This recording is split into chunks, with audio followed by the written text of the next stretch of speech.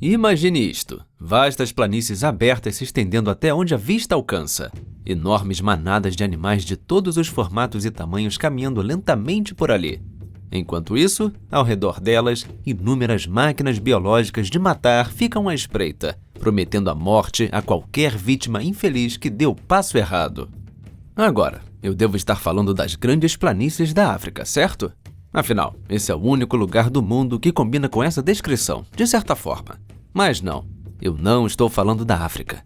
Em vez disso, falo de um lugar que parece ser o exato oposto quando o assunto é natureza: a América do Norte. Sim, a mesma América onde mais de 90% da vida é composta por pessoas ou por animais que domesticamos para o nosso próprio benefício. A mesma América onde, em muitas áreas, o único animal grande que você vai encontrar é um rato mutante. Estou falando de você, Nova York. Então, sem dúvida, o estado atual do país está muito distante da natureza que vemos nas savanas da África.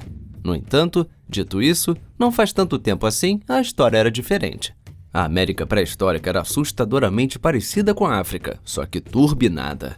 Agora, considerando o calor opressivo e a aridez que muitas vezes andam de mãos dadas com as savanas africanas, seria lógico pensar que estou falando de uma versão da América muito mais quente do que a atual. Mas, ironicamente, não estou. Na realidade, essa forma dos Estados Unidos existiu quando o país estava praticamente em seu ponto mais frio. Em outras palavras, na Era do Gelo. E eu também não estou falando de qualquer momento da Era do Gelo, já que, tecnicamente, ainda estamos nela. Em vez disso, falo do período em que ela foi talvez mais parecida com a África. Isso aconteceu durante o último máximo glacial, entre 26 mil e 20 mil anos atrás. O que acrescenta mais uma camada de ironia, já que esse ponto também representa a fase mais fria de toda a Era do Gelo. Na época, as temperaturas tinham uma média gelada de 7,7 graus Celsius no mundo todo. Enquanto isso, as camadas de gelo do planeta também haviam se expandido até seu ponto máximo, cobrindo 25% de toda a terra firme do planeta. E, obviamente, isso também incluía grandes áreas dos Estados Unidos continentais, com mantos de gelo descendo até Iowa, Indiana e Ohio, enquanto estados como Nova Inglaterra, Nova York e Vermont estavam completamente cobertos por gelo. Na verdade, se a cidade de Nova York fosse transportada para aquela época, nem mesmo o One World Trade Center ficaria para fora do gelo. Era muito gelo mesmo. Mas de forma notável, apesar de o gelo ser mais alto que arranha-céus em Nova York, a vasta maioria da América acabou ficando fora dos mantos de gelo. Ainda assim, essas regiões foram impactadas pela Era do Gelo de outra maneira. Porque, embora a Terra permanecesse exposta, tudo era obviamente muito mais frio e seco do que no presente, resultando em uma paisagem completamente estranha quando comparada à atual. Para começar, a combinação de frio e aridez fez com que houvesse muito menos árvores, já que a mudança no clima as forçou a migrar, por assim dizer, tornando-se muito mais comuns no sul. Ao mesmo tempo, muitas florestas também foram eliminadas, permitindo que gramíneas e plantas baixas dominassem em sua ausência.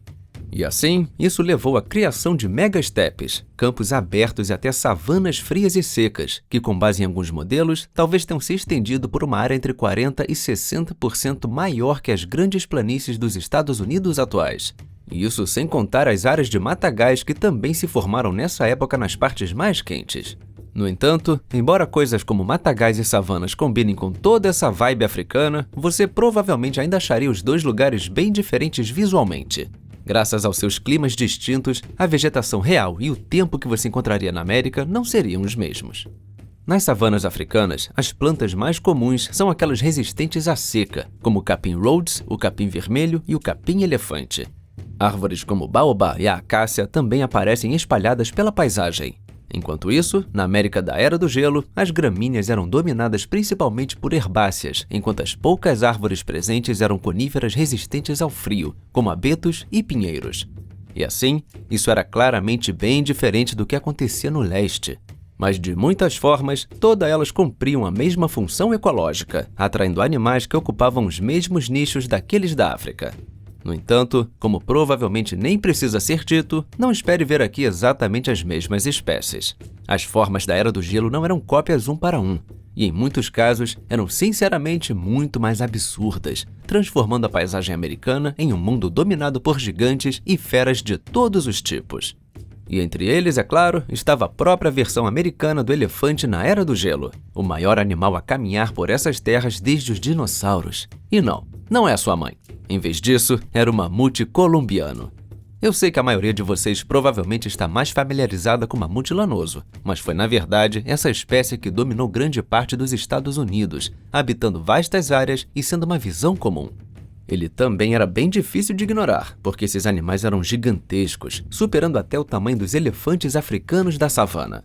Os ossos sugerem que o indivíduo médio teria entre 3,6 e 4,2 metros de altura nos ombros e poderia pesar entre 9 e 12 toneladas e meia, tornando-o maior que qualquer animal terrestre conhecido hoje.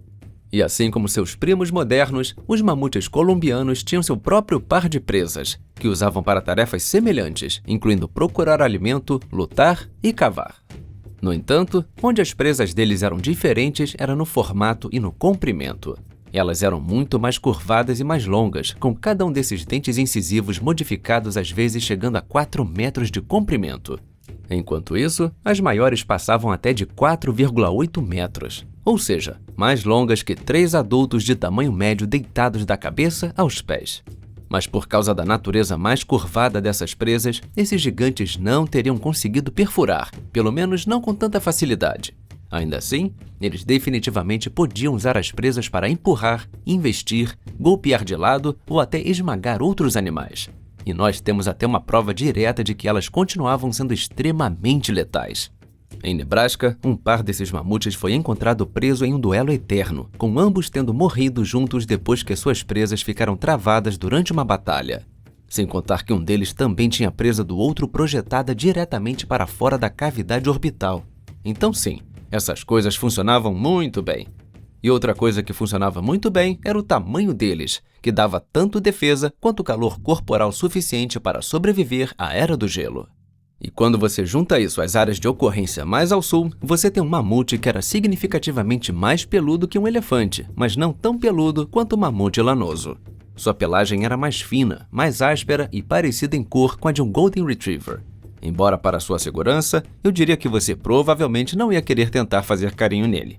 Mesmo que no fim das contas, ele não tivesse interesse em comer você, já que essas criaturas possivelmente passavam até 20 horas por dia mastigando vários tipos de gramíneas.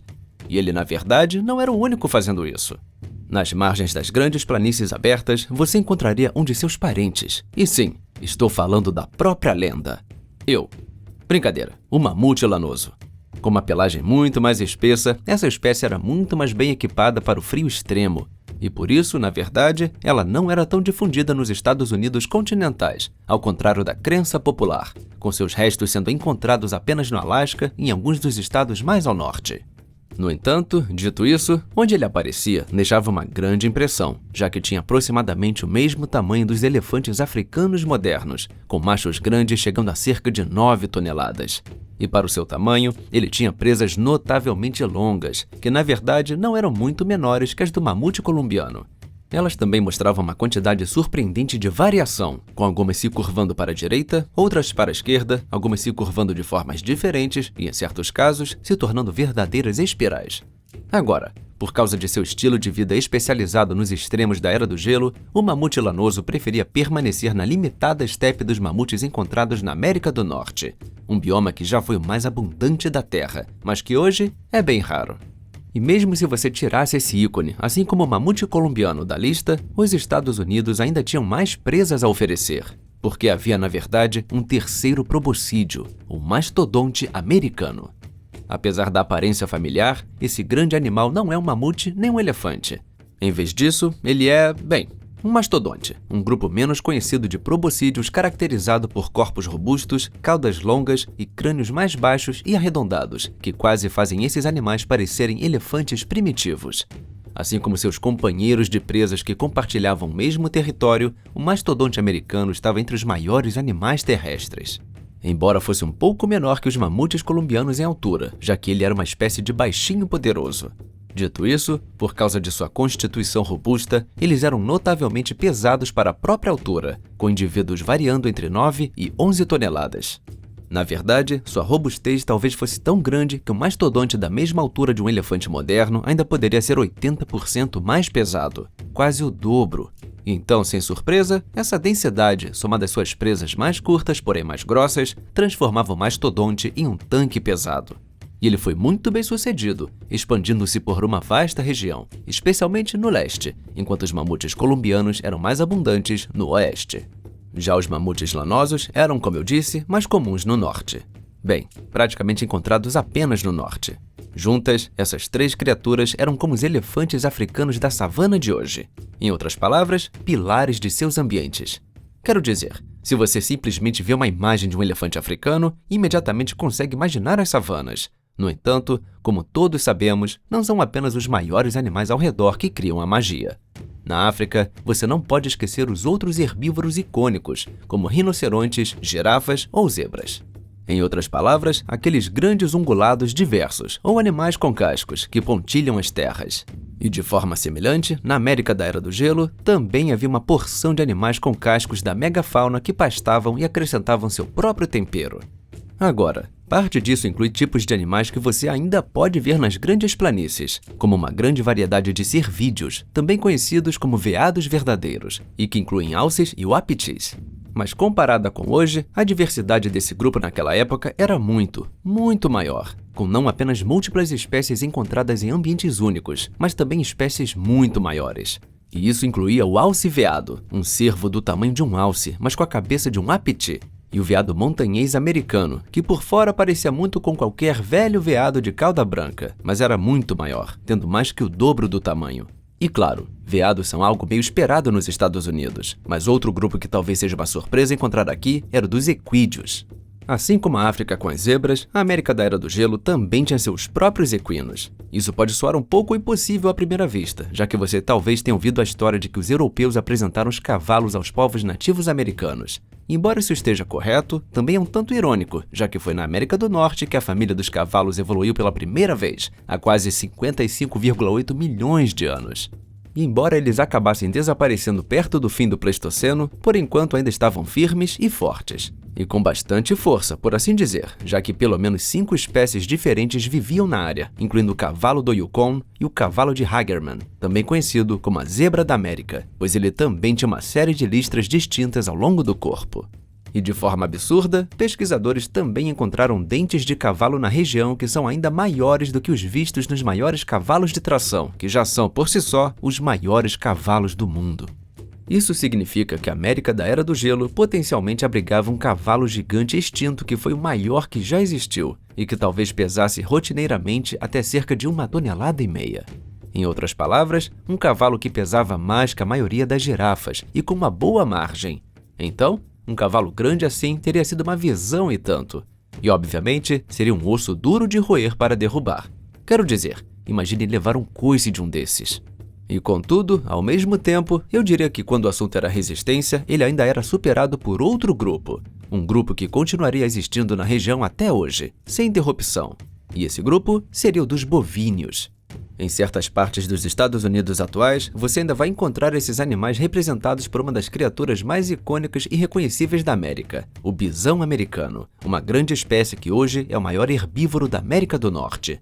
Dado seu tamanho e sua aparência marcante, esse belo animal também foi uma parte enorme do passado da América. Mas o interessante sobre ele é que, na realidade, ele não existia durante o último máximo glacial, pelo menos não como conhecemos hoje, já que o bisão americano moderno só evoluiu há cerca de 11 mil anos. Mas suas formas ancestrais estavam por lá, incluindo uma conhecida como Bison antiquus. Esse era, na verdade, um dos herbívoros mais comuns da época e o ancestral direto do bisão moderno.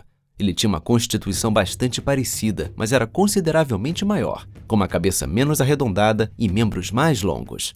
E considerando do que um bisão moderno é capaz, eu definitivamente não gostaria de estar do lado errado dos chifres desse animal.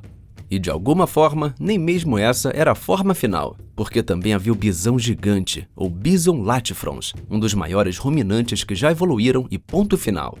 Esse animal fazia até o búfalo do cabo e o búfalo africano parecerem pequenos, com indivíduos chegando a ser até 50% maiores e machos enormes, possivelmente pesando 2 toneladas.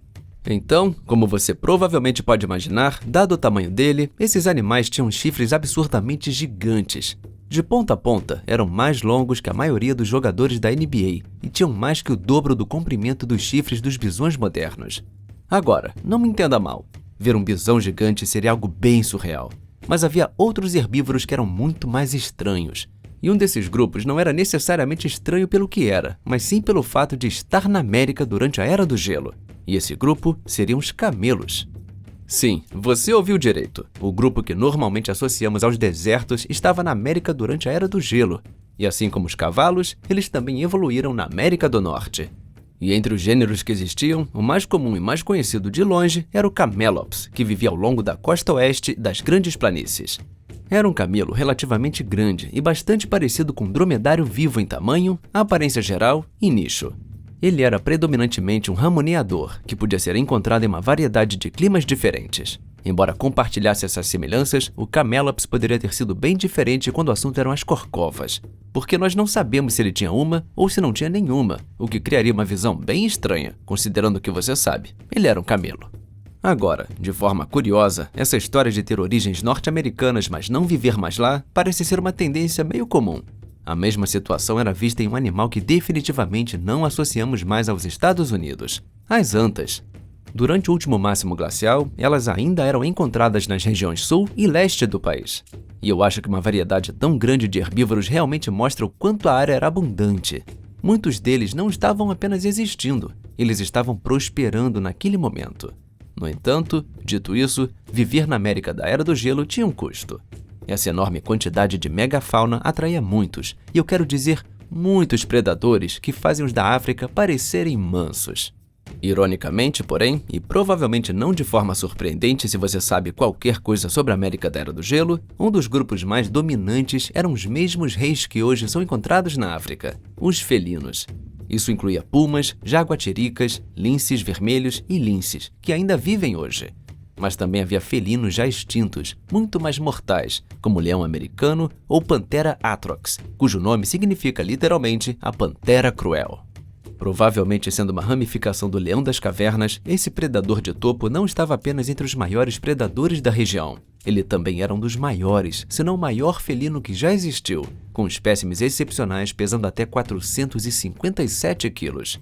Em geral, eles eram cerca de 25% maiores que o leão moderno. Então, quando você leva isso em consideração, essa combinação obviamente resultava em um crânio bastante intimidador e um par de mandíbulas poderosas, além de membros anteriores titânicos que permitiam a ele agarrar presas fortes, incluindo até mamutes pequenos. E de fato, análises isotópicas indicam que ele caçava presas maiores de forma consistente quando comparado aos grandes felinos contemporâneos. Ele era até capaz de remover membros inteiros com uma única mordida, como mostra o infeliz lobo terrível que chegou perto demais desse gatinho. O resultado foi uma mordida que amputou completamente sua perna inteira. E como os leões modernos, também foi sugerido que esse animal era social, possivelmente vivendo em bandos complexos. Ainda assim, isso nunca foi totalmente confirmado. E eu espero, pelo bem dos outros animais vivos ao redor dele, que eles não fossem sociais. Porque encontrar um leão americano, quanto mais um grupo de leões americanos, teria sido o ingresso garantido para a mesa de jantar deles. E o mesmo também pode ser dito sobre outro predador de topo que também era o rival do leão americano, os felinos dentes de sabre. Por milhões de anos, esses felinos dominaram os Estados Unidos e aterrorizaram seus habitantes. Mas após uma queda nas temperaturas globais, eles se viram em desvantagem, ou melhor, sobre as patas traseiras, já que a mudança climática levou a uma redução de seu ambiente preferido e, em alguns casos, fez suas presas entrarem em extinção. E por causa disso, durante o último máximo glacial, restava apenas um predador dente de sabre na América, o Smilodon. Ainda assim, de todos os dentes de sabre que poderiam ter ficado para trás, essa era uma das opções mais mortais. Ele era um carnívoro enorme, mais ou menos do mesmo tamanho de um leão ou tigre moderno, mas tinha uma constituição muito mais pesada. Isso fazia com que as espécies maiores de Smilodon pesassem até 280 quilos, apesar de serem menos compridas que um leão ou tigre. E sim, isso significava que, pelo menos na América, ele não era tão grande quanto o leão americano. Mas onde ficava para trás em tamanho, compensava nos membros e, bem, na dentição. Para começar, a espessura de seus membros era tão intensa que ele talvez fosse capaz de suportar cargas maiores até que o leão americano, mesmo sendo menor. Enquanto isso, suas diferenças dentárias eram bem óbvias, para dizer o mínimo. Essa fera carregava 2 dentes gigantes em forma de sabre, o que permitia matar facilmente presas muitas vezes maiores que ela, cravando-os profundamente e causando ferimentos catastróficos em tecidos moles e órgãos importantes. E o design desses dentes era tão bom em perfurar que eles provavelmente conseguiam matar presas muito mais rápido que um leão ou tigre moderno. E embora algumas pessoas talvez discutam a semântica de qual desses 2 grandes felinos era mais mortal, o Smilodon ou o leão americano, eu sinto que encontrar qualquer um dos 2 definitivamente seria uma situação sem saída. Afinal, ambos eram obviamente predadores de topo. E pelo menos pessoalmente, eu preferiria muito mais lidar com outro felino do que com esses 2, embora isso ainda não garantisse segurança alguma. E essa escolha pode soar um pouco estranha considerando o contexto. Seria o guepardo. Embora, para ser totalmente transparente, esse não era um guepardo qualquer. Era o, veja só, guepardo americano, ou Miracinonyx. Agora, apesar do nome, paleontólogos deduziram que ele, na verdade, não era um guepardo, mas sim um gênero completamente separado que apenas por acaso se parecia muito com nosso amigo pintado. E essa semelhança se resume principalmente a proporções parecidas dos membros, do rosto e do tamanho, com o Miracinonyx sendo apenas um pouco maior, com cerca de 68 kg em média e 95 kg no máximo. E por causa dessas semelhanças, acreditava-se originalmente que os 2 eram resultado de evolução paralela e que o guepardo americano funcionava de maneira muito parecida com os guepardos atuais. Em outras palavras, usando uma velocidade imensa para perseguir presas. No entanto, agora sabemos que esse provavelmente não era o caso, já que ele mantinha garras retráteis e conseguia supinar os membros anteriores, o que, portanto, teria prejudicado sua capacidade de correr rápido. Assim, hoje se acredita que seu estilo de vida era mais compatível com o dos pumas modernos do que com o de um guepardo. Então, nessa história de qual felino você preferiria encontrar, eu ainda fico com esse cara. Mas as chances não parecem muito boas. De qualquer forma, não há dúvida de que os grandes felinos dominavam o país naquela época. Mas seus reinados não vinham sem competição. Assim como hoje, a América da Era do Gelo abrigava ursos. Só que, bem, esses ursos pareciam ter tomado um pouco daquele molho especial. Veja só, havia os de sempre, como os ursos pardos e os ursos negros. Mas também havia um grupo que hoje existe em apenas uma espécie, os ursos de face curta. Eles eram uma subfamília de urcídeos conhecida por atingir tamanhos gigantescos e por seus rostos curtos e profundos, projetados para sustentar uma força de mordida monstruosa e passagens nasais largas. Agora, nos Estados Unidos, o urso de face curta que mandava durante o último máximo glacial era o Arctodus, também conhecido como urso de face curta menor. Mas não deixe esse nome enganar você, porque foi esse urso que ocupou o posto de maior predador da região e ponto final. Machos e fêmeas tinham um dimorfismo sexual muito forte, mas ambos eram enormes. As fêmeas já ficavam no mesmo nível de, prepare-se, ursos polares, enquanto os machos podiam ficar com 3,4 metros de altura, apoiados nas patas traseiras, e pesar monstruosos 950 quilos. Com máximos hipotéticos sugerindo até 1,2 tonelada, o que obviamente é mais do que os ursos mais pesados registrados hoje. Sem surpresa, esse tamanho, combinado com seus membros e patas enormes, permitia que esses ursos enfrentassem vários animais grandes, com alguns estudos sugerindo que veados, camelídeos e antas eram todos alvos frequentes. No entanto, ao contrário dos felinos, a carne não era a única coisa temendo esse predador. O Arctodus, na verdade, era um onívoro, muito parecido com os ursos modernos, que provavelmente comia quantidades significativas de vegetação na forma de folhas e frutos.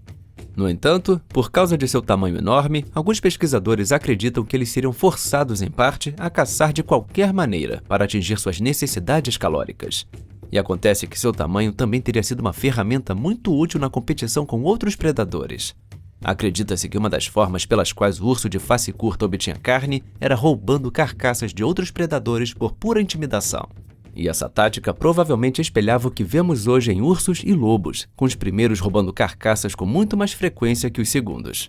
E falando dos nossos melhores amigos peludos, ou seja, lobos, ou melhor, canídeos, eles obviamente também eram uma parte importante do ecossistema. Na verdade, eram muito mais abundantes e difundidos, com o lobo cinzento sozinho, por exemplo, sendo encontrado na maioria dos estados, chegando até o México. Embora, fugindo da tendência que vemos nos outros animais, o tamanho não estivesse exatamente ao lado deles, por assim dizer, pelo menos relativamente. Mas apesar disso, os canídeos ainda conseguiam competir de forma eficiente com vários predadores ao redor. Isso se reflete no fato de que, na maioria das formações, eles costumam estar entre os predadores mais comuns. Ainda assim, vemos que havia realmente um deles em particular que parecia estar dominando. E esse seria, é claro, outro ícone da Era do Gelo. E se você não consegue adivinhar, aqui vai uma dica. O inverno está chegando. Então sim, eu estou falando do lobo terrível, também conhecido como Enoceon dirus. Um pouco como o guepardo americano, os lobos terríveis, apesar do nome, não são realmente lobos. Eles pertenciam a um gênero separado dentro da subtribo canina, composta por canídeos semelhantes a lobos. E ao contrário do que Game of Thrones pode fazer você acreditar, os lobos terríveis também não se pareciam exatamente com lobos modernos. Porque, embora fossem canídeos reconhecíveis, eles diferiam dos lobos verdadeiros em alguns aspectos. Para começar, eram bem maiores. Então, nesse ponto, eles acertaram, sendo cerca de 25% mais pesados que um lobo cinzento médio, enquanto exibiam uma constituição mais musculosa, membros compactos e uma cabeça muito mais larga. Acredita-se que isso dava a eles uma mordida muito mais forte que a dos lobos cinzentos, não só permitindo que caçassem animais maiores, mas talvez até dando a capacidade de esmagar ossos, assim como uma hiena. Isso era obviamente importante, considerando quão enormes eram muitos dos animais dessas regiões. Mas a mordida também ajudava a lidar com armaduras, algo que você definitivamente precisava levar em conta, já que um dos mamíferos mais estranhos que já existiram chamava esse lugar de lar. Agora, se você assistiu a um dos meus vídeos mais antigos que discutiu o grande intercâmbio americano, então sabe que alguns milhões de anos antes do último máximo glacial, a América do Norte e a América do Sul tinham se conectado recentemente. E embora a maioria dos animais que migraram para o norte a partir da América do Sul não tenha conseguido criar raízes nesse lugar aparentemente insano, alguns conseguiram, incluindo o que se tornou a resposta norte-americana aos pangolins da África, os tatus. Equipados com dietas bastante amplas e cascos endurecidos, essas criaturas resistentes conseguiram se espalhar por grandes partes dos Estados Unidos e atingir um nível de diversidade que nunca mais foi visto, com vários tipos e famílias coexistindo. E entre eles estava até o maior tatu que já existiu, os gliptodontes. Embora a América do Sul continuasse sendo seu reduto, alguns conseguiram se infiltrar no norte, especialmente o Glyptotherium. Agora, comparado a alguns dos outros animais, ele teria sido uma visão rara, já que permanecia principalmente nos estados do sul. Mas nossa, que visão teria sido! Ele fazia até o tatu canastra vivo parecer pequeno, com esse animal sendo mais comparável a um urso do que a qualquer tatu existente hoje. E com base nos restos encontrados, parece que os indivíduos podiam pesar até 400 quilos, com boa parte disso ligada à sua carapaça extensa e à armadura na cabeça, que ajudavam a mantê-lo protegido contra atacantes. Agora, ao contrário do Doedicurus sul-americano, o Glyptotherium não tinha nenhuma arma na cauda, pelo menos até onde sabemos. Mas quero dizer, quando você tem esse tamanho e usa uma armadura tão extensa que também inclui a parte de cima da cauda, provavelmente nem precisa de muito ataque. E embora fosse um tatu, ele vivia de uma forma muito diferente do que esperaríamos. Assim como os outros herbívoros da megafauna, ele era um animal pastador, que se alimentava de ervas ribeirinhas. Em outras palavras, ele era basicamente um anquilossauro mamífero. E se somando a esse cara, havia outro presente vindo do sul, que também ia contra tudo aquilo com que você está acostumado. E esses eram os bichos preguiça. No entanto, os bichos preguiça durante a Era do Gelo não eram nada parecidos com o que você vê hoje na América do Norte, Central ou do Sul. Eles não eram bichos preguiça arborícolas, mas sim preguiças terrícolas. E talvez de forma surpreendente a esta altura, apesar das diferenças, eles ainda eram de fato bichos preguiça em todos os sentidos. E são considerados grupos parafiléticos, com a ideia de que os bichos preguiça arborícolas evoluíram a partir dos ancestrais das preguiças terrícolas. E como foi mencionado, a origem desse grupo era a América do Sul. Assim como os tatus, eles tinham feito parte do, entre aspas, programa de intercâmbio durante o intercâmbio biótico. Além disso, eles também são um caso bem único, já que em grande parte, os grandes herbívoros vindos do sul tiveram dificuldade na América do Norte por causa da competição intensa, entre alguns outros fatores. E se você tem interesse nesses fatores, assista ao nosso vídeo sobre isso. Ainda assim, as preguiças terrícolas conseguiram persistir, principalmente porque esses animais eram muito mais resistentes que seus parentes modernos. E isso basicamente se resume ao fato de que, em certa forma, eles eram mais próximos dos elefantes do que de qualquer bicho preguiça vivo hoje. Eles evoluíram para ser criaturas de corpo enorme, que pastavam e também podiam ramonear em pontos altos, usando braços gigantes e poderosos, além de garras para manipular o ambiente. E até onde sabemos, havia pelo menos 3 preguiças terrícolas diferentes vagando pelos Estados Unidos durante o último máximo glacial: Megalonyx, Eremotherium e Megatherium. Agora, o Megalonyx era o menor do trio, mas isso não quer dizer muita coisa, já que os indivíduos já eram tão grandes quanto uma morsa de tamanho médio. Isso só mostra o quanto as coisas ficavam ainda mais absurdas com Eremotherium e Megatherium, que tinham ambos mais ou menos o tamanho de, prepare-se, um elefante asiático. Sim, um bicho preguiça do tamanho de um elefante, com os dois pesando 4 toneladas. E no caso do Eremotherium, ele conseguia crescer até um pouco mais do que isso, com alguns espécimes chegando a 4,5 toneladas. Além disso, cada um tinha cerca de 6 metros de comprimento, o que permitia que eles basicamente se tornassem grandes pilares gigantes sempre que quisessem. A construção de seus membros traseiros sugere que eles podiam adotar uma postura bípede para alcançar alimentos mais altos, ou simplesmente para parecerem ainda maiores do que realmente eram, como forma de afastar predadores. E se de alguma forma isso não funcionasse, eles sempre podiam recorrer ao plano B. E esse plano seriam suas garras monstruosas, que se acredita também terem funcionado como armas defensivas. E embora não tenhamos nenhuma evidência direta mostrando o quão mortal seria ser atingido por uma dessas, eu acho que seria bem ruim, considerando que temos evidências de que elas conseguiam escavar através de rochas mesmo. Então sim, bichos preguiça do tamanho de elefantes são apenas mais um bom exemplo de por que a América do Gelo era absolutamente insana. Mas você não pode esquecer que ainda havia incontáveis outras criaturas vagando por ali. Isso incluía gambás pré-históricos, morcegos, o castor gigante Castoroides e até o Mixotoxodon, ainda maior, que também foi o único notoungulado conhecido a ter migrado para fora da América do Sul. E ele basicamente parecia muito com um rinoceronte gigante de 4 toneladas, só que sem o chifre. Embora, antes de você ligar sua máquina do tempo, eu devo avisar que essa criatura estranha parece ter chegado apenas até o Texas.